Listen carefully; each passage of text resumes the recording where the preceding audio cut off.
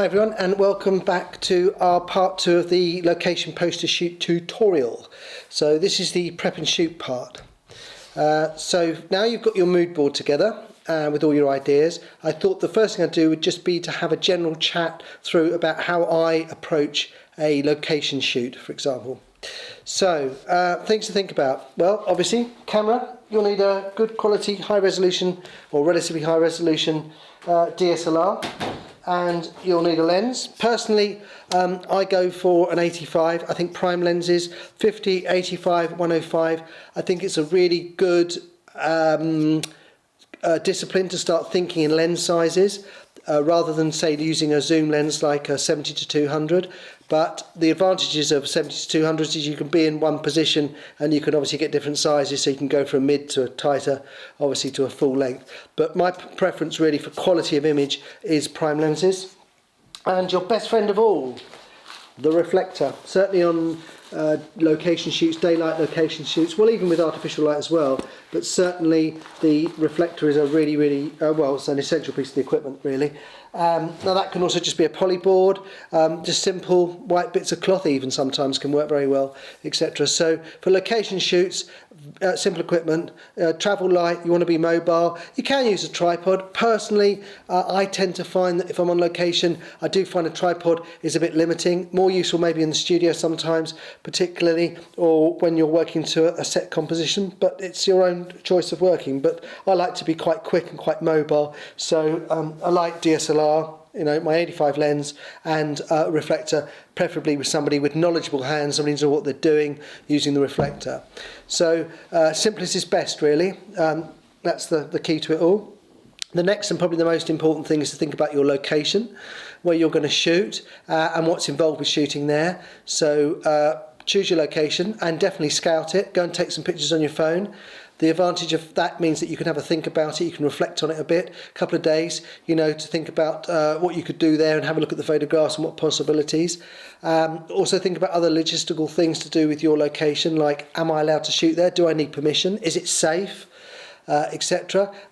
Is there an alternative? Is it very exposed? So if it is a wet or windy day, am I going to be able to shoot there? Is it going to be practical? And obviously, who are you going to shoot? That's another important thing to think about. You're probably going to be working in groups, or you might decide you've got friends, or there might be people you know that want to add pictures to an actor's portfolio or a model's portfolio or something like that. So obviously you need to think about those kind of other logistical things, not just your equipment, location, but also the person I'm actually shooting and the things to do with them. Remember this thing, narrative and the emotion as well. So the practical aspects, like things like hair, makeup, costume. Have I got those things? Am I thinking about those things? And that's a good opportunity with your mood board. Share it with those people. So for example, if you're working with an actor or an actress or somebody that wants to do modelling, show them what you're thinking about. Perhaps they've got some ideas they could bring to it. They might have some costume ideas. They might have some hair and makeup ideas that could really add to it. You know, remember we're often working in teams, creative teams, and so the resources and the thoughts and the contributions that other creative people bring to it is really important. So do get into this mindset of working with other people and trying to work as a team. So hair, makeup, costumes, yes, we talked about that. Location, plan B, yes, absolutely. If something goes wrong, as I say, do look at things like the weather forecast. If, for example, you get all these things together, you've organised everything, it can only be done on the day. If the weather is really against you, is there somewhere else I can go and do a compromise? Sometimes the compromises work out better than what you're actually going to do in the first place. You never know. And do think about things like spare batteries. A good way to get over all of this is to think about the shoot. Make a list. You've done your mood board. That's your creative list. Think of your practical list. So write things down. Have you got the little screw that goes in the top of the tripod if you are using one that makes it all work? And have you got a spare battery? And etc. etc. So do think about those things, because obviously they are real big stumbling blocks on the day if for any reason something technical does go wrong. Even sometimes a second camera is a good idea as well if there's a lot depending on it. So. I'd say to you as well, don't worry.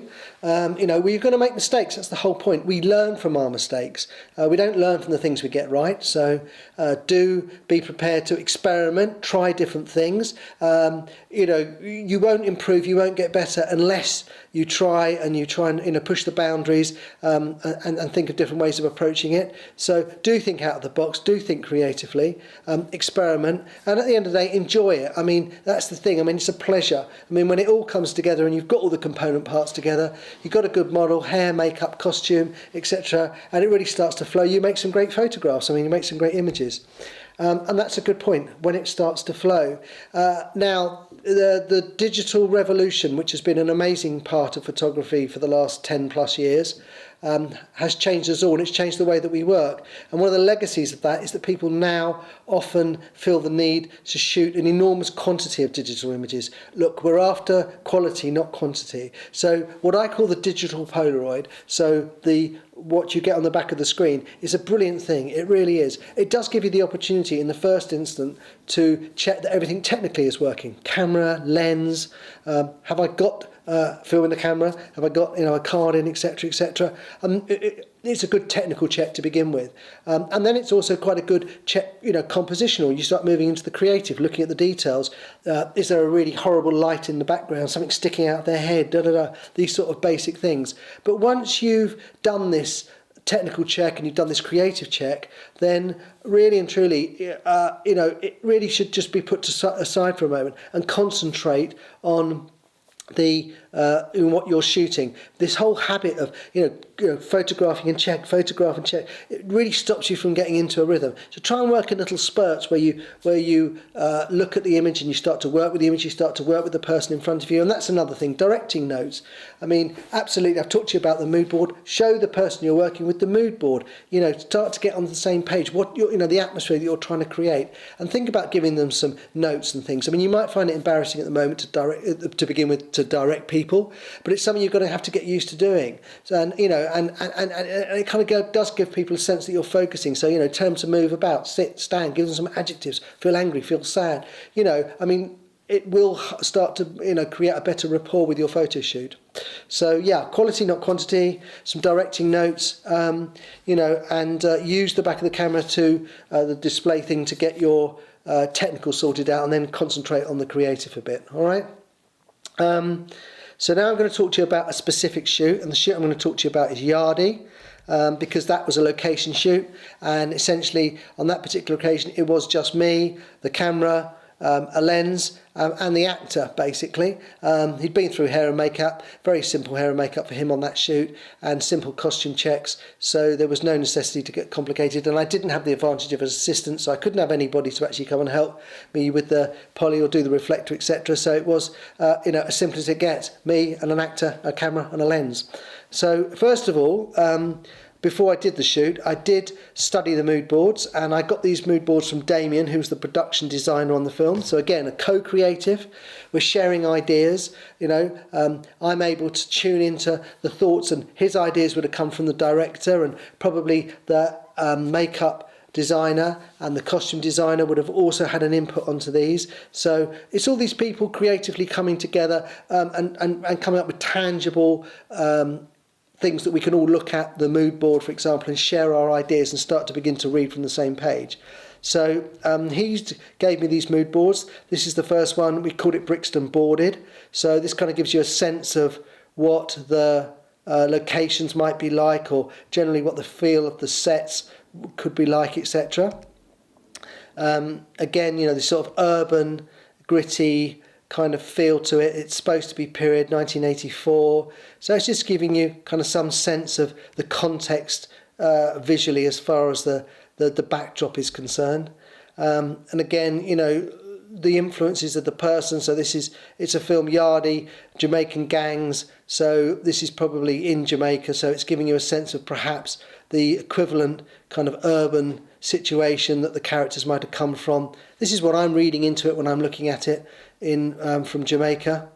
They call this one Brixton Vibe. So this is the kind of the attitude of the characters, how they're feeling, what they look like, their general kind of, their vibe essentially. I mean, the kind of attitude that they're portraying. So, and I'm just kind of, this is giving me the idea, it's contextualising it in my head.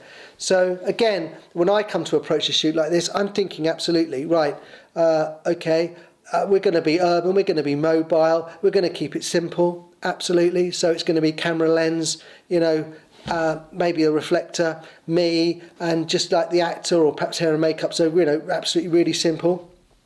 It's going to, most of the images I shoot are going to be used, for posters or magazines. So it needs to be relatively high res.